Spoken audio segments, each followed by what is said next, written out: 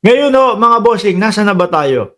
Dumito na ho tayo sa mga ano, sa mga dito ano tawag dito sa mga sabungero ho, mga bossing. Oh, nako eto uumpisahan na pong sisirin mga kababayan yung Taal Lake.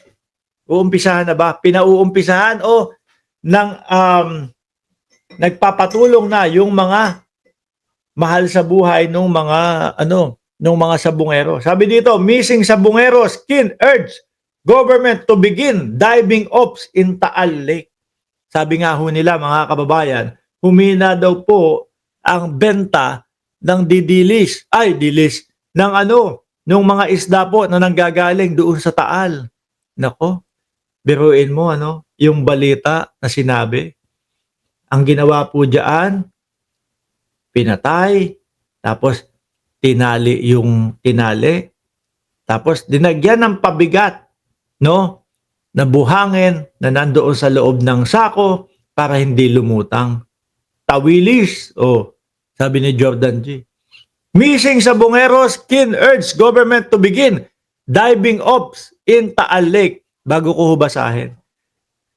Tingin ko ho, mga kababayan, wala na hong makikita dito. No? Paumanhin po doon sa mga umaasa na meron pang makita kung sakali man na ganun talaga yung ginawa. Sabi ni Chi, parang gusto ko kumain ng tilapia. Dako, hindi nga muna ako kumain eh. Para, tingin ko wala nang makikita dito mga kababayan. Bakit po? Kasi biruin nyo, 4 na taon na ho yun mga boss. Pasintabi po doon sa mga kumakain. Siyempre yung kung nandun po talaga yung mga bangkay niyan, nginat-ngat na po ng mga isda yan. Yung mga buto naman po, mga bossing, 4 na taon na nakababad sa tubig, malulusaw na din ho yun, mga kababayan. O magbibitak-bitak na din po yun. Masisira na din po, mga bossing. Kung meron mang matagpuan ho, mga kababayan, na mga sako, plastic, maaari, posible, gulagulanit na din po yung mga sako, mga kababayan. Kasi po, sako na plastic na nasa ilalim ng tubig, nandoon po, nakababad ng 4 na taon. Maaari po na baka bitak-bitak na po. O yung pinakailalim siguro. Kasi di ba sako, palibot yun, tapos may buhangin. Siguro yung nadadaganan ng sako sa ilalim, baka yun lang ang makita. Posible. Iyon po is kung magi-stay lang po doon yung buhangin. Kung wala pong alon masyado doon sa lake. Wala namang alon yan, di ba? Dahil lake. Kumbaga, ang tubig dyan ganun lang. Flat lang. Hindi masyado. Tama ba ako? Hindi masyadong magalaw. Kung sa dagat po yan, magalaw yan. Pag ganun yan, balik-balik. Yung mga buhangin, wala na din. Pero, knowing, nakatabi ng bulkan, baka natabunan na din po kahit papaano ng buhangin ng bulkan yan. Hindi ko hindi ko po winawalang pag-asa yung mga naghahanap po o yung mga kapamilya po. Kaya lang, kumbaga, yun lang po naiisip ko na baka wala na po. Walang makita. Yung mga tali naman po, syempre, di ba, matatanggal yung mga bangkay, matatanggal yung mga tao, mawawala yung mga tao. Yung mga tali, aalon-alon na lang din ho yan. Yung sa paligid ng lawa, pwedeng hindi akalain ng mga nagbabangka, ito tali, kunin ko, magamit kung saan man. Di ba? Or, baka, nakasama na din po sa laba kung sakaling umaabot po doon yung laba. Ano po? Pero, ako po, sabi ko sa inyo, gusto ko mabigyan po ng hostisya yung mga yung mga biktima po. Sana po, kung sakali na talagang nandoon, makita pa din po kahit ni katiting na makakapagsabi na, eto nga, talagang totoo yung sinasabi na dito. No? Yung mga tilapia dyan, naku, pagkasasarap po, mga kababayan.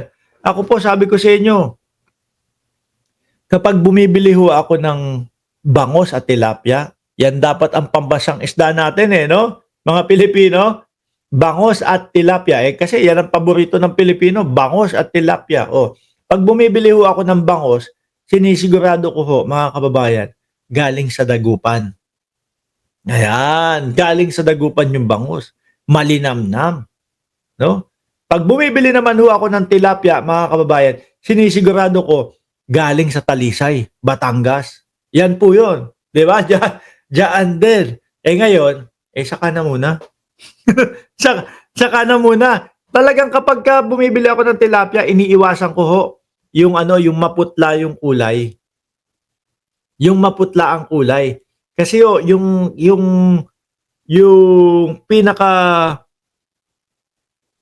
ano ba tawag doon? Yung pinaka matatandaan mo doon sa tilapia ng Batangas, itim ho yun.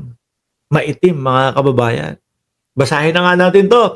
Relatives of the missing cockfighting enthusiasts or sabungeros are calling on the government, no, to begin diving operation in Taal Lake where a witness claimed the victim bodies had been dumped.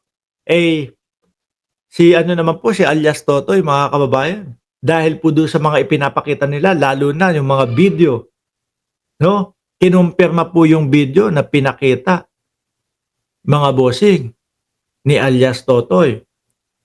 May nagsasalitang lalaki doon, tinanong yung kamag-anak, kung eto ba, kamag-anak ninyo, eto ba yung mahal nyo sa buhay? Opo, kumpirmado. So, lalo pong lumalakas yung paniniwala ng DOJ na talagang si alias Totoy ay may karapatan na paniwalaan ng mamamayang Pilipino o paniwalaan nila.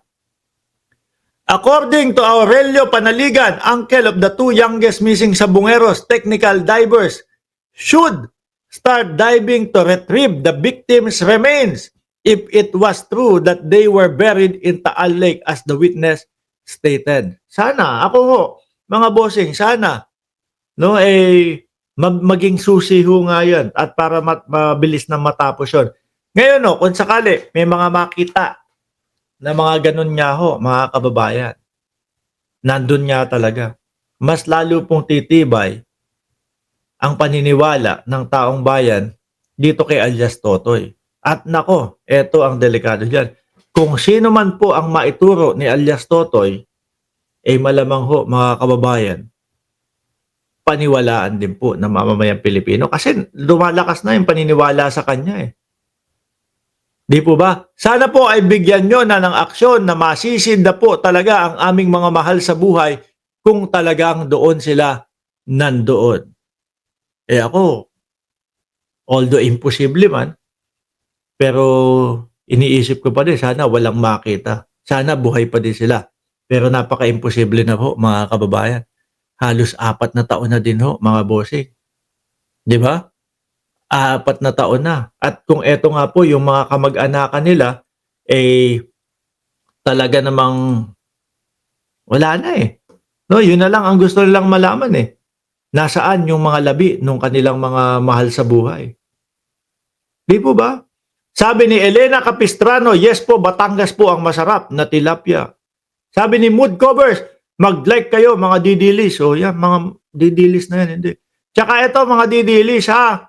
Kapag hinahanap nyo yung Facebook page ko, nandiyan yung Mark Ramos Facebook page. Ayan diyan nyo po ako i-follow kapag kailangan nyo po akong panoorin o gusto nyo po akong panoorin sa Facebook. Nandiyan po. Updated din po yan kung ano po ang galawan o kilusan namin sa Facebook, sa YouTube. Nandiyan din po sa Facebook, mga kababayan. Na ngayon po, dumoble na po yung followers niyan. Hindi na 1,400. 2,700 na yan. Ayan, sabi ni Marijo, ang tagal ko nang hinahanap ang FB mo kanina, Mark. O yan po, Mark Ramos, na meron na pong 2,700 followers yan, mga kababayan. So, paano ho, mga boss chipa mo, sir? Ako po ay magpapaalam na, bukas po ulit ng umaga, alas 10 ng umaga, Pilipinas time. Sabi nga po ni Chris Ulo, na kaibigan natin, Pilipinas time is standard time. Maraming salamat and God bless po sa ating